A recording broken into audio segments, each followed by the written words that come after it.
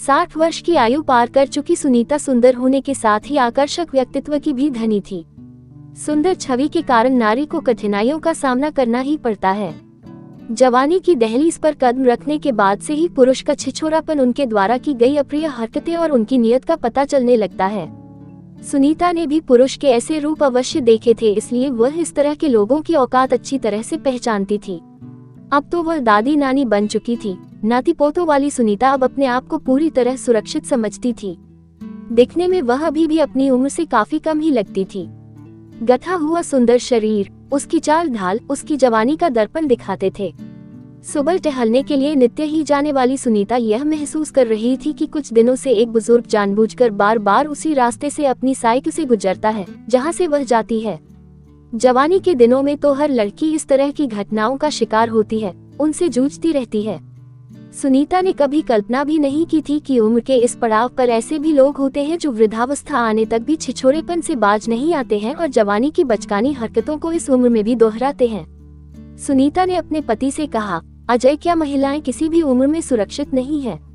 कितना अजीब लगता है और कितना दुख होता है इस आयु के साथ इस तरह की हरकतें देखकर। क्या संस्कार दिए होंगे उसने अपने परिवार को, खास तौर पर अपने बेटे को। अजय ने बीच में ही टोका, क्या हुआ सुनीता, ऐसी बातें क्यों कर रही हो तुम? तब सुनीता ने अजय को बताया, पिछले कुछ दिनों से एक बुजुर्ग साइकिल से बार बार मेरे पीछे आता है। उसके ऐसा करने से मुझे बहुत गुस्सा आता है और बहुत ही खराब लगता है।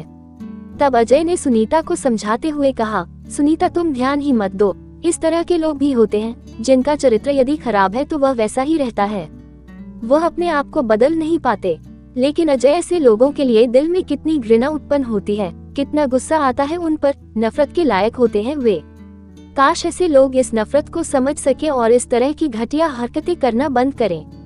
अजय, मेरा मन तो करता है कि उस इंसान की बहन, बेटी और पत्नी को उसकी इस हरकत के बारे में बता दूं, लेकिन मैं सोचती हूँ कि उसके परिवार को शर्मिंदा कैसे करूँ। उसकी पत्नी को दुखी करना और बेटी के सामने एक बुजुर्ग पिता का अपमान करना मुझे ठीक नहीं लग रहा, क्योंकि उन सभी की नजरों में वह उनका हीरो है। हर घर में पिता अपनी बेटी के लिए उसका हीरो होता है, पत्नी के लिए सच्चा जीवन साथी और बहन के लिए रक्षा करने वाला उसका भाई। इन सब के साथ ही यदि वह चरित्रहीन है तो वह इंसान दूसरी महिलाओं के लिए नफरत का पात्र भी हो सकता है। तुम बिल्कुल ठीक कह रही हो सुनीता। एक पत्नी अपने पति के और बेटी अपने पिता के विषय में इस तरह की बातें सुनकर कतई विश्वास नहीं कर सकती, क्योंकि वह हमेशा उनका वह रूप देखती है जो एक पति और पिता का होता है। वे तो उनका वह रूप कभी नहीं देख पाती जो एक पराई स्त्री देख लेती है। हाँ अजय, किसी परिवार को शर्मिंदा करने से बेहतर है कि मैं ही अपना रास्ता बदल लूं, ताकि मुझे भी इस मानसिक तनाव से ना गुजरना पड़े और मन सुबह सुबह पक्षियों को देखकर प्रकृति का आनंद ले सके। तब सुनीता को वह पुराने दिन याद आ गए जब वह सहेलियों के साथ ऐसी अप्रिय घटनाओं का शिकार हो जाया करती थी और अपना रास्ता बदल दिया करती थी। आज इस उम्र में भी रास्ता बदलना पड़ेगा, ऐसा तो सुनीता ने कभी सोचा न था।